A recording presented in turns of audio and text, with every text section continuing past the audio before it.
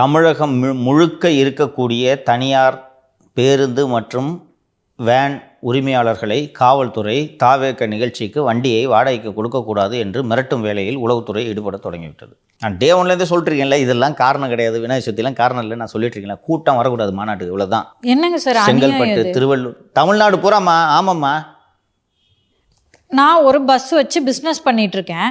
இதை மாதிரி ஏதோ ஒரு மாநாடின் போது தானே சார் நான் சம்பாதிக்க முடியும். அப்படி மீறி நீ கொடுத்தன்னா ஆர்டிஓ கிட்ட சொல்லி வண்டியை இம்போர்ட் பண்ண சொல்லுவேன். சார், இது நீங்கள் விஜய்க்கு கொடுக்குற நெருக்கடி மட்டும் இல்லை சார். ஒரு தொழில் பண்ணிட்டு இருக்கேன், உங்கள் ஆட்சிக்குள்ள நான் ஒரு தொழில் பண்ணிட்டு இருக்கேன். என்னோட தொழிலை நசுக்கிற வேலையும் நீங்கள் செய்கிறீங்க.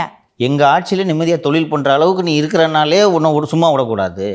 எவனையுமே தொழில் பண்ண விடாமல் நாங்கள் 4.5 வருஷத்தில் காலி பண்ணியிருக்கோம். நீ வண்டி வேனு வச்சு ப்ரைவேட் பஸ் வச்சு வாடகை விட்டு சந்தோஷமாக இருந்துருக்குற, சீஸ் பண்ணி ஆர்டிஓ அனுப்பியா?